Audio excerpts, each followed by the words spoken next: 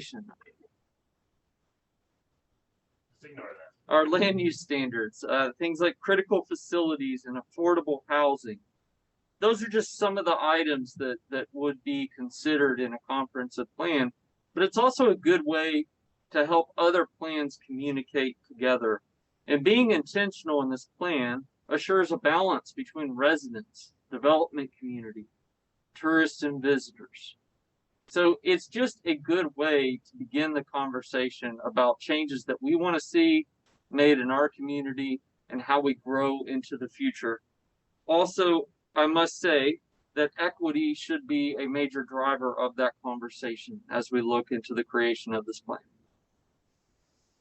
So you talked about, I mean, it's really hard to encapsulate what a comp plan is in such a short amount of time because it deals with everything. But let's talk about some specifics it might go over.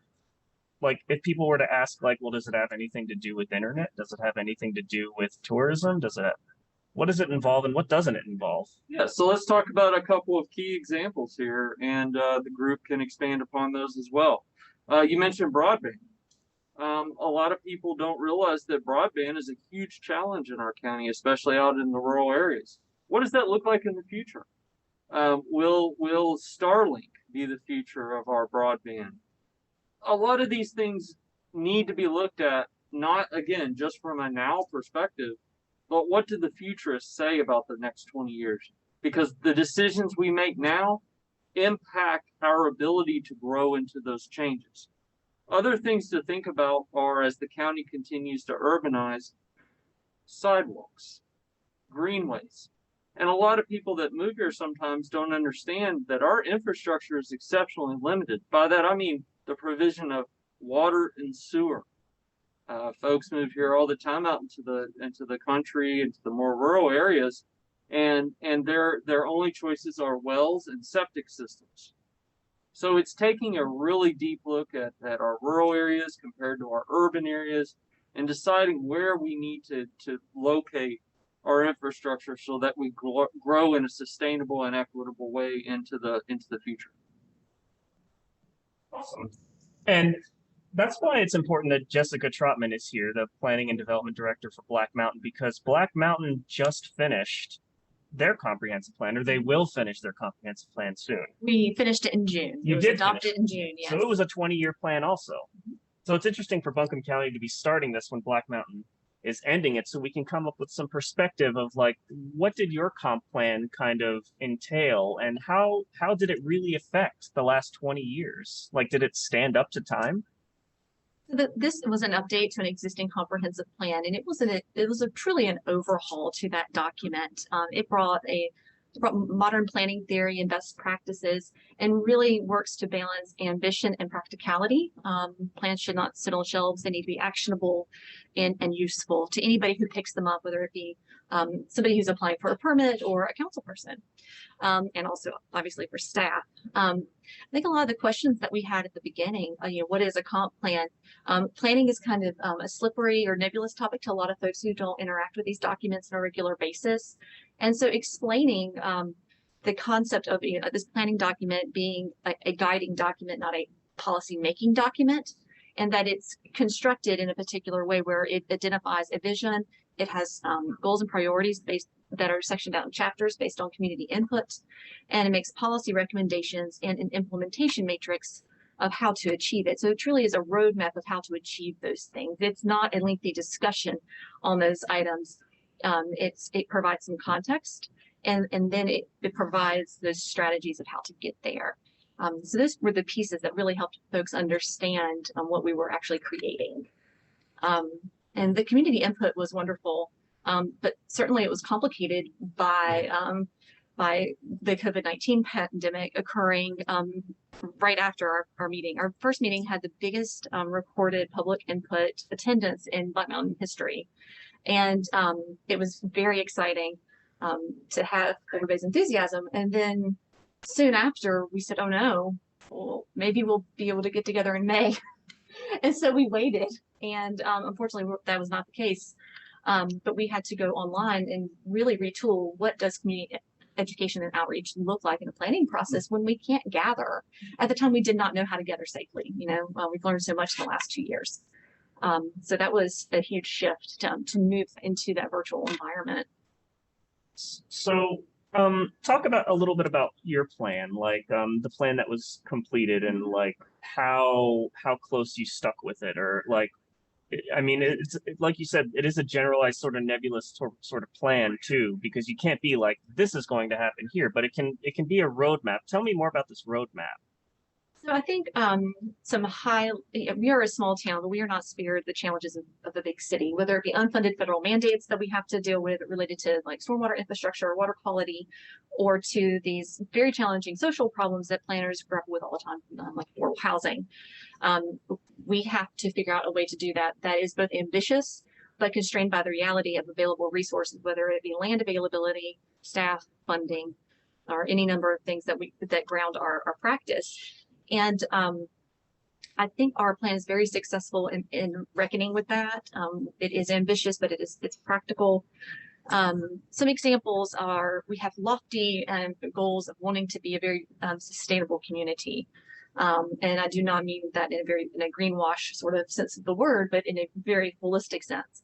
And so instead of just saying we want to be a sustainable community, we have policy recommendations in that document and action items like creating a sustainability plan, working on active transportation opportunities, developing greenway systems, collaborating with the county and finding ways to interconnect those opportunities for active transportation and green space opportunities that are so important to that conversation.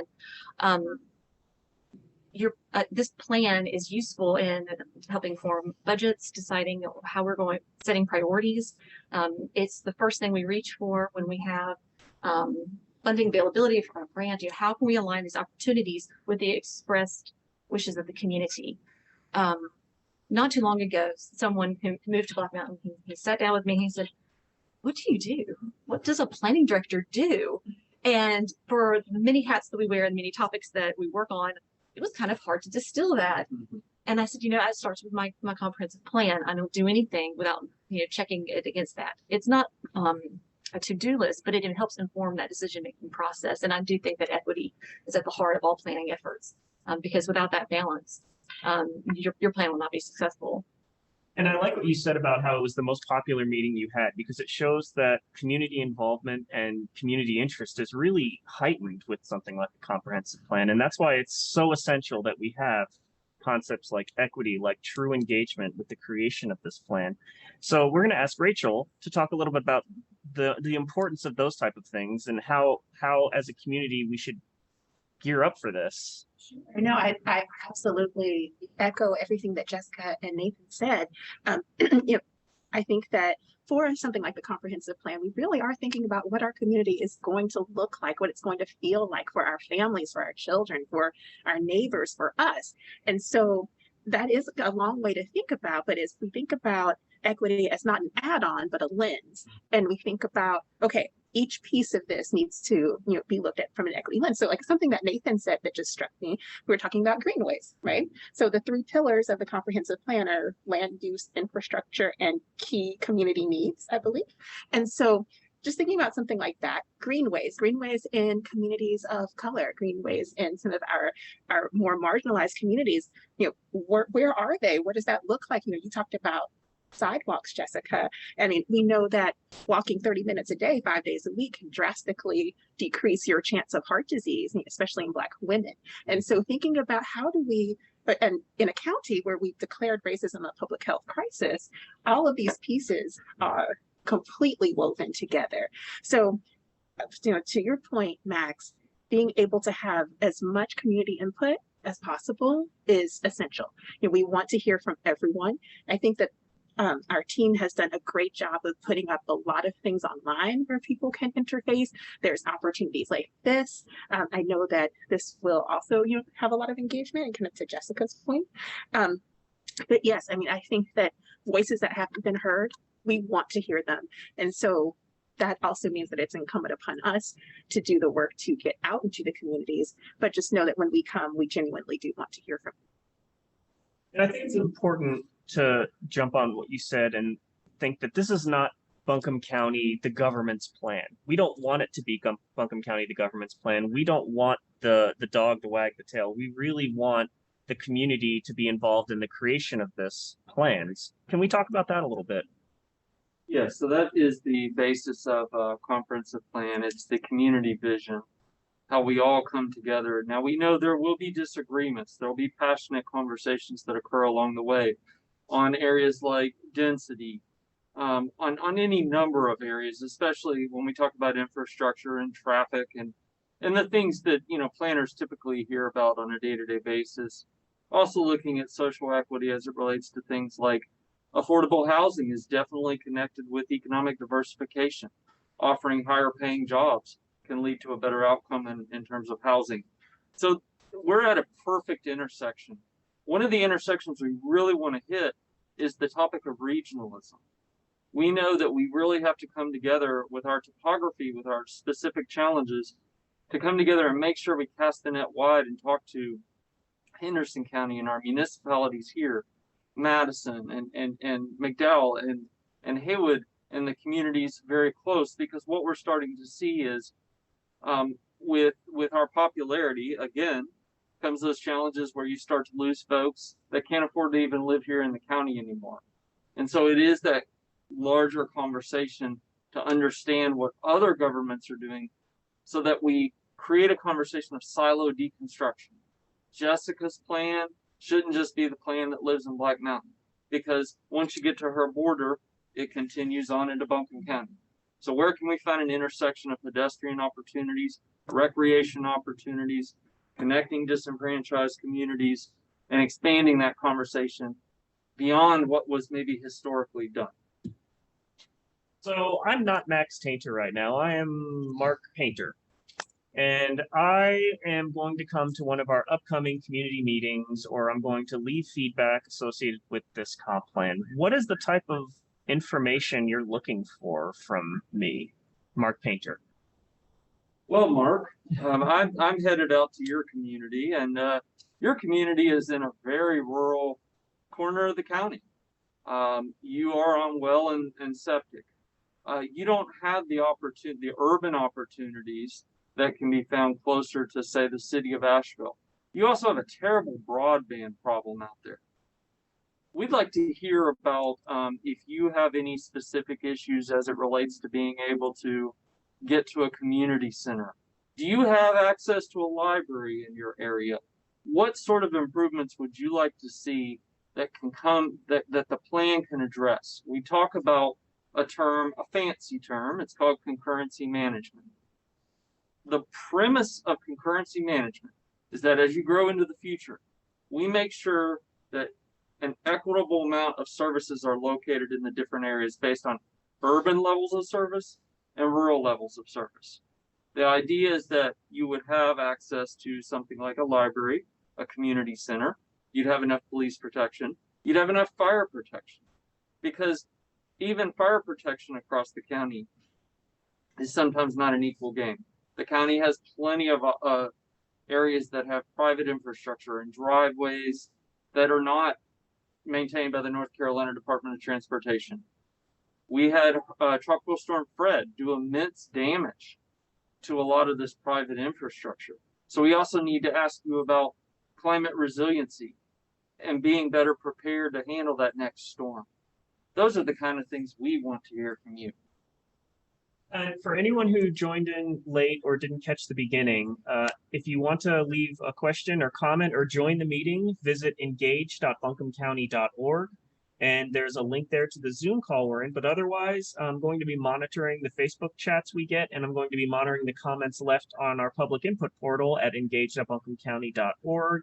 And they will be read to the room, or you can just speak to the room and join the Zoom meeting, and we'd love to hear from you and your discussions.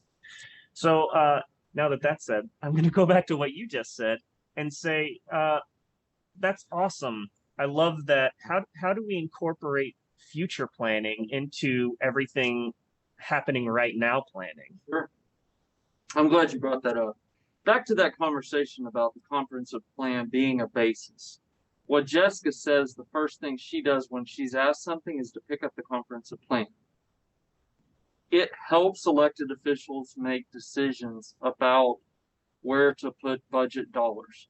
It helps influence strategic plans that are shorter term plans on a 5-year cycle. It helps also if there needs to be standalone plans, whether that be for a greenway specific plan, a feasibility study, infrastructure expansion.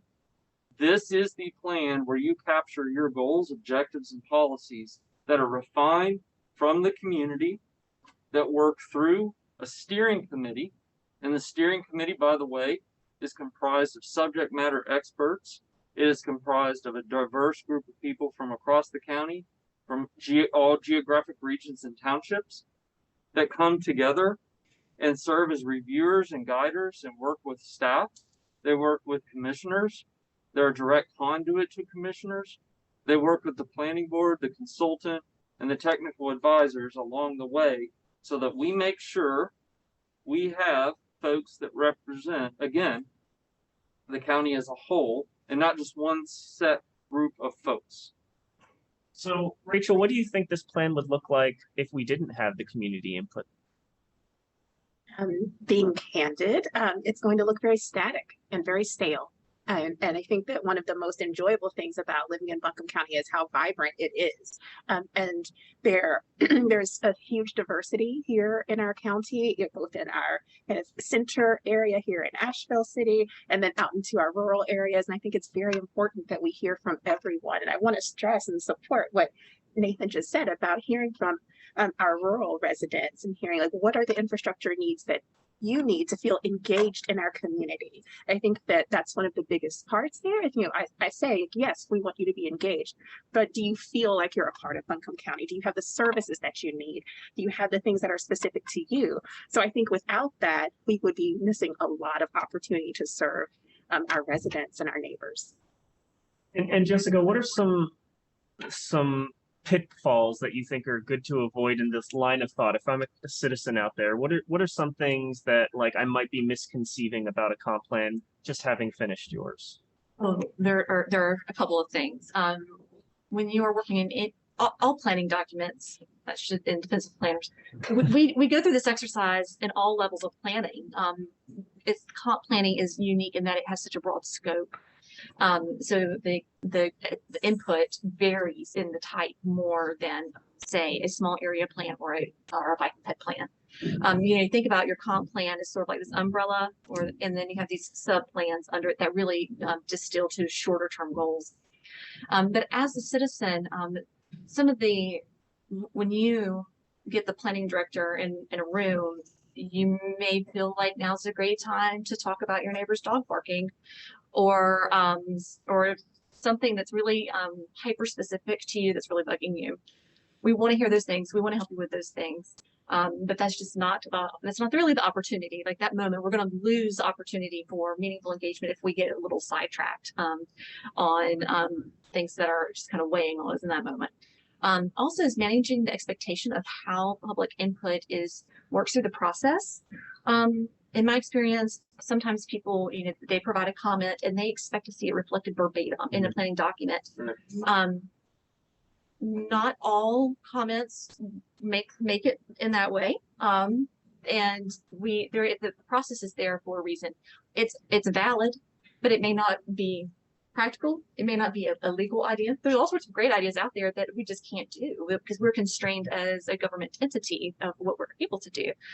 So managing those expectations, I think the next time I have a comp plan project in front of me, I want to work harder on the front end of educating the community about that process and managing their expectations.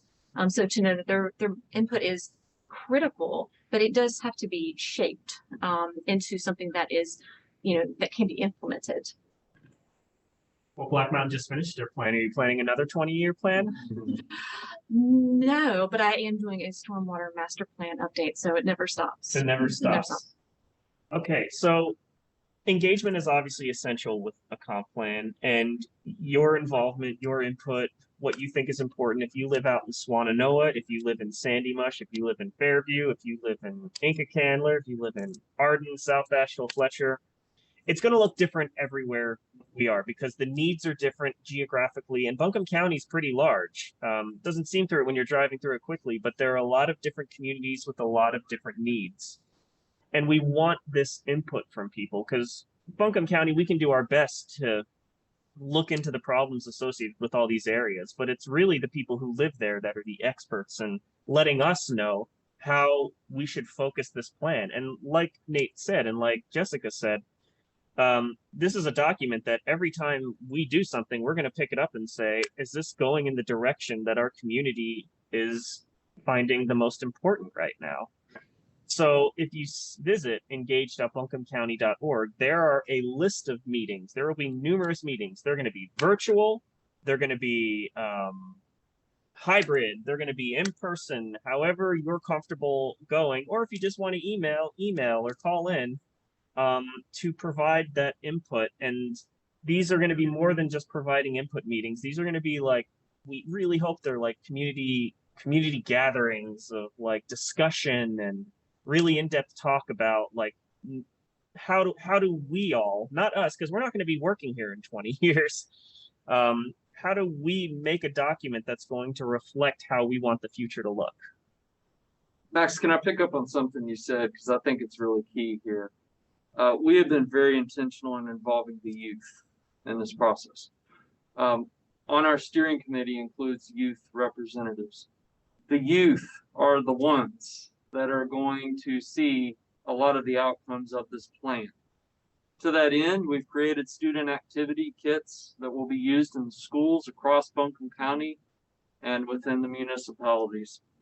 We have a word cloud that's a simple exercise that allows you to refine your key needs, wants, desires in just a few words. And at the end, we'll create a collage and see how those begin to intersect. The first week of these meetings starts January 10th. I want to remind folks that this process does take some time. And as part of that, we are in what's called a discovery phase. So just like a long court case, both sides gets to examine the evidence. We are working to gather all the evidence, and evidence for us is data and metrics, census data, fully understanding the issues. I also wanted to mention that from the county's commitment, we already know what a lot of the key issues are because we've not thrown out any previous plan that's been done because they has good information that we simply pick up from. So what wasn't completed? What needs to be changed? What are the next future goals? And to that end, I will say that the county at their budget retreat recently made affordable housing their #1 fiscal priority. And we have also created an affordable environment and affordable housing subcommittees to begin the process of looking at these very complex issues as we enter this process as well. Awesome. So before I get into community questions, are there any last thoughts that you want to give?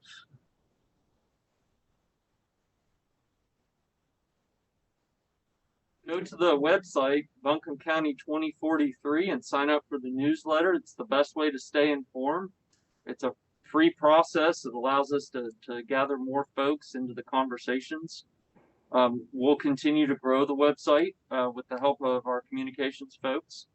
And I think we're all collectively excited about this process.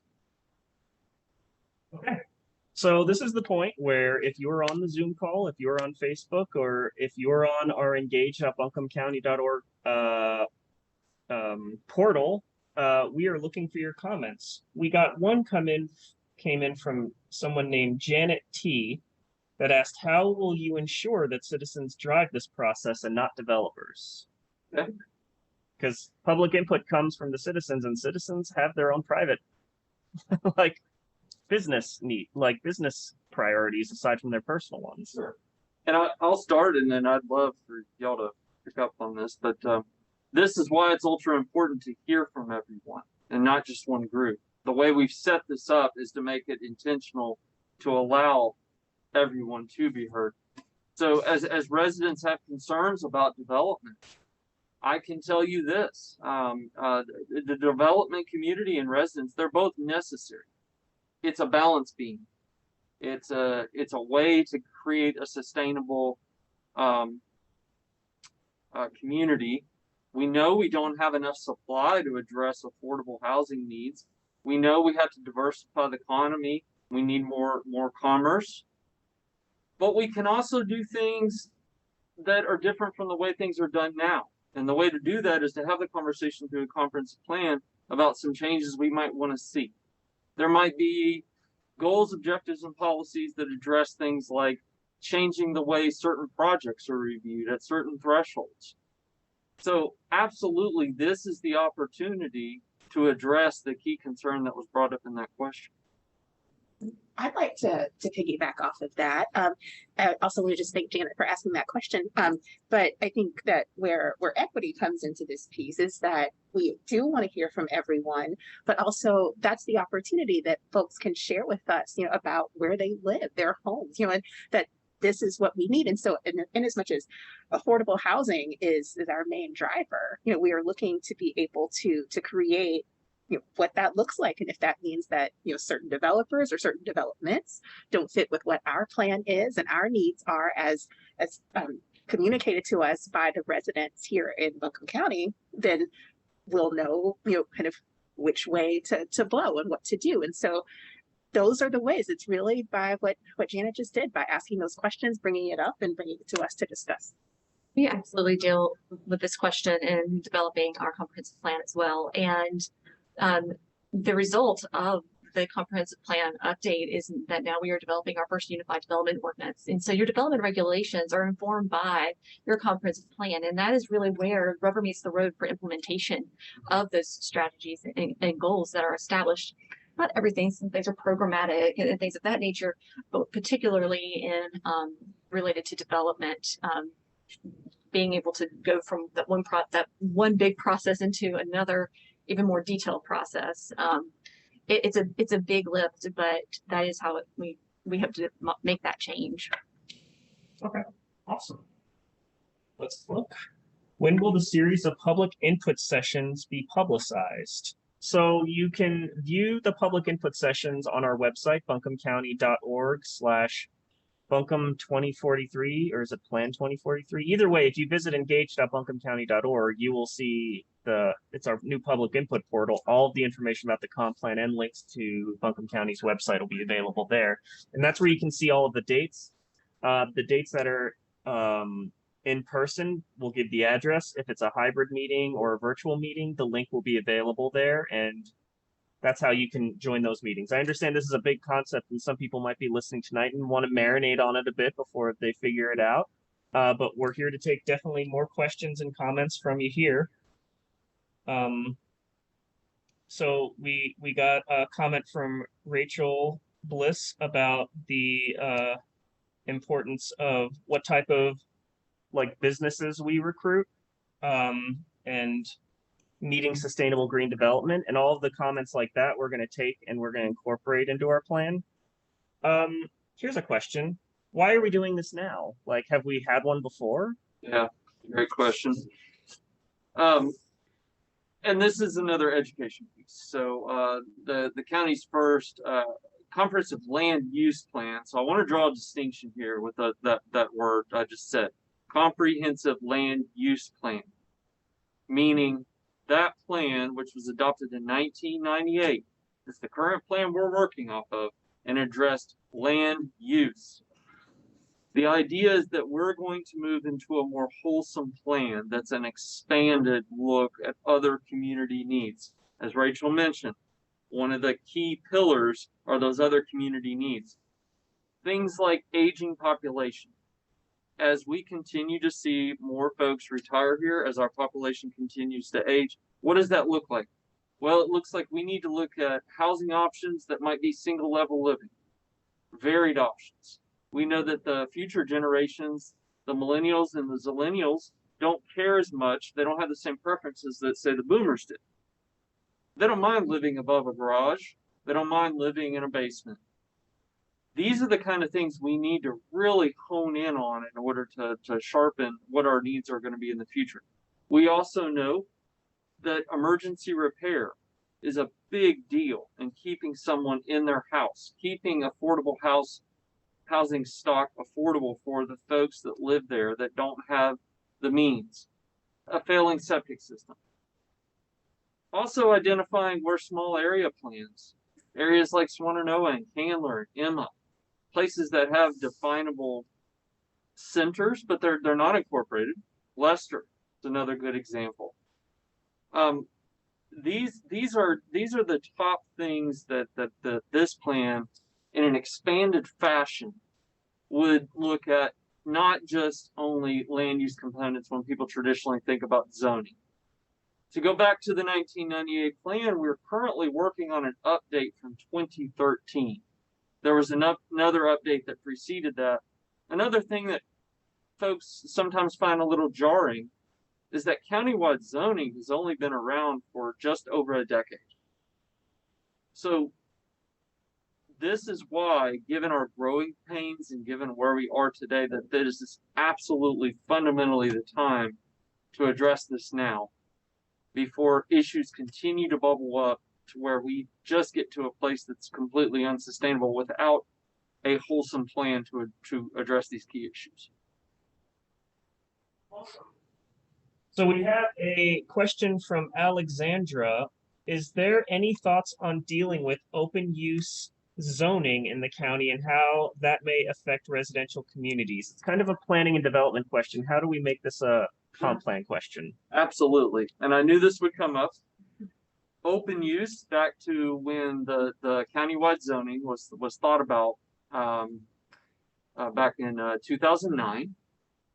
Before that time, there were two areas of the county, two townships that were actually zoned, and those were Limestone and Beaver Dam. Those two areas served as the basis for countywide zoning. Open use was an add-on, and here's why. The zoning districts that the county has that are not open use are largely the ones that are clustered around the municipalities where infrastructure is located. That key infrastructure being water and sewer. Because those areas are where you're going to see density, where you're going to see commerce, where you're going to see employment centers. Open use was reserved for the more rural areas of the county that lacked that key infrastructure. Now, a lot has changed since that time. Asheville and Weaverville have both lost their spheres of influence, those areas called the extraterritorial jurisdiction that the county now has in its jurisdiction. These are the areas where you see more urban levels of service. We need to look at the areas where infrastructure has grown, where development patterns have taken place. There are some open use areas that have become more urbanized. Does it make sense to zone the most rural farming communities of Barnardsville and Sandy Mush? No. But there will be changes, and that's absolutely going to be picked up in the comprehensive plan. One of the most key components, the most important things that we as planners do, is we look at what's called a future land use map.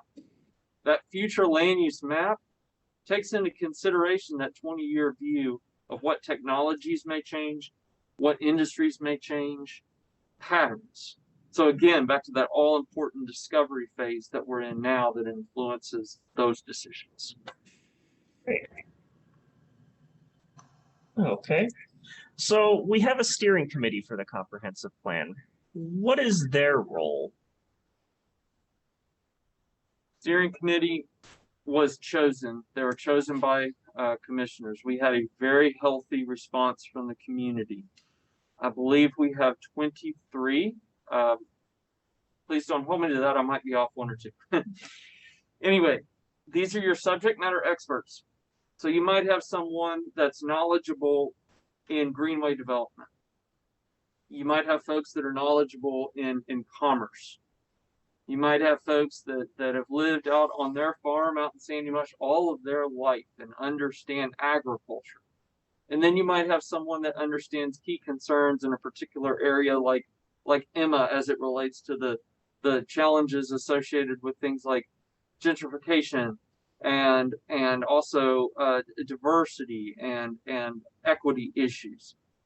These folks come together along with, like I mentioned before, representatives of the youth that are on the steering committee, and also longtime residents of different townships around the county.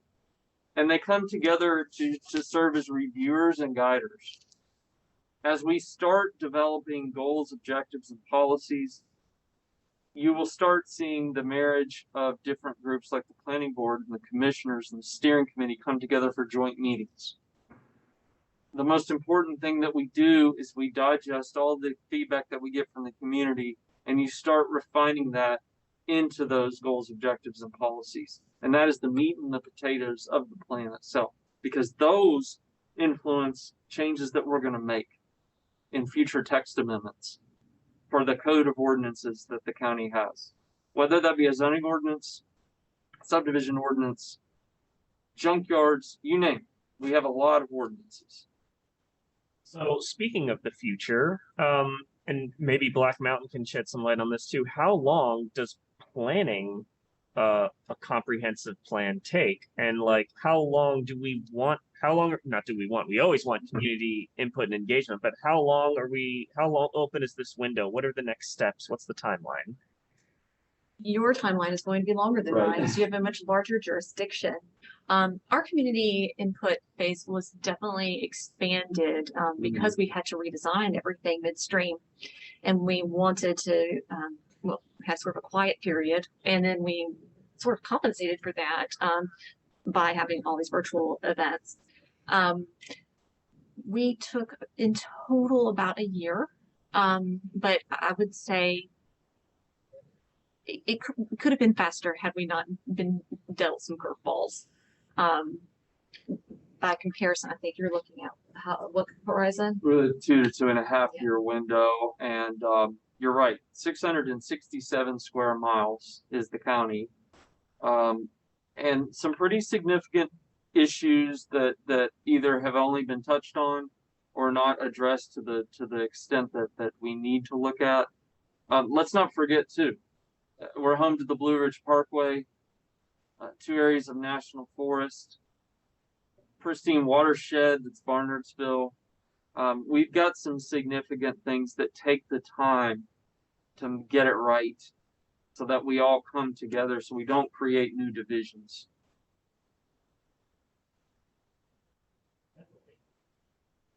Okay. We're letting it marinate a little bit more. We haven't gotten any more questions. And if we don't get any questions in the next couple minutes, then we'll just have people watch the video and they'll know where they can submit the questions through our public input portal. But while we wait, if we have a couple minutes, if we just want to kind of give your your question to the public, how you would want them to frame it to give their input. Like I asked earlier, I'm Mark Painter. What information do you want from me? If you were to go up to a group in the public and say, we have this comprehensive plan, this is my elevator speech as to why you should be involved. Well, I'll take it. So from my perspective, I'm looking primarily at equity issues and representation and engagement. And so if I go to, I'm going to pretend that you, Max, are many people, you're a body of people. I'm coming to you and I'm sharing in maybe a community setting that I've been invited to. I think that for me, one of the ways that I personally attempt to reach communities that we haven't heard from as much is to kind of piggyback on other things. So I might come to a meeting at a community center or something of that nature. And so when I'm there, then I address you and the rest of the community, and I say, this is why we would like your engagement. You know, I'm here because I want to get it from you in your community. I think that that's very important for the sake of equity, to remove as many barriers to folks sharing as possible. So not only through the website and the listening sessions and things like this, but it's also important that we have a boots on the ground element as well that goes out into the communities that are further out. Or our underserved, like you mentioned, like Emma, or our legacy communities in town, or further out into the county, to actually go to where folks are so that we can cut down on those transportation barriers that are very important, which is something that is in the comp plan that we're looking towards. So we want to be able to cut down on that and any other barriers that people have. So we're trying to anticipate how we can make this engagement process as two-way as possible. And so we want the point really is to serve. It's a help me help you kind of circle and loop. So that's what I would be trying to share, and also just trying to illustrate that we as a team and a county are willing and eager to come to you in your home and your community and actually see it and not just hear about it. I think too, when like we were doing our comprehensive plan update, knowing what successes were meaningful, I would, folks did not naturally gravitate to sharing that information. And so I had a really good idea of what people felt like was missing, but I didn't know what successes we could build on initially, and that took more work. I also felt like in that dialogue really shed light on data that we didn't have. That was a really big opportunity, I think, that the comprehensive plan, particularly in a smaller municipality, it really provided some marching orders for staff to be able to examine what data we need to make better informed decisions. And we have to have input of what's going well and as well as not going as strongly as people would like. Yeah, and I would say that the way to think of this is don't think of things that's the way we've always done it. I don't want to hear that. That doesn't need to be part of this conversation at all. I want you to go big, because this is your opportunity. I want you to think about things like prioritizing where those sidewalks go. We know that we're going to continue to urbanize. If you'll look at Swanner-Noah, if you'll look at East Haven Development across from the Ingalls there, it's becoming an urban pattern. If we can capture the need for sidewalks and pedestrian opportunities in these areas, that influences the ability for the North Carolina Department of Transportation through their Complete Streets program to put a sidewalk as part of a road widening. So this is the way we can use our innovation to incentivize density, to look at it and reward good growth, good projects that start incorporating some of the things that are desperately needed.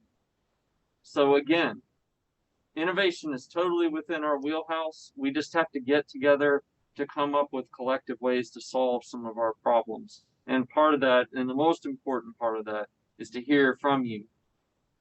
From what Rachel said, we are a traveling salesman for the next 2 years. We will come to your community. We do want to hear from you, and we invite the opportunity. And you've been hearing a little bit about comp plan this year if you've been following Buncombe County news, just because we've been setting it up. But you're going to be hearing a lot about it in the next couple years, and we're going to be out in public. If you see a member of our planning department asking input about the comp plan, go up and say hi to them and then chat with them about your vision of the future. As much people as we can get in this, as much this plan will be of the community, for sure. So I want to thank you all for listening tonight and for joining us. And for those who participated, awesome. And if you have some thoughts or questions in the meantime, engaged.buncombecounty.org, go to our public input site and get involved in this process, because we want this to be as much of a community plan as possible. So thank you so much for Nathan and Jessica and Rachel for joining us tonight. And let's talk about it more later.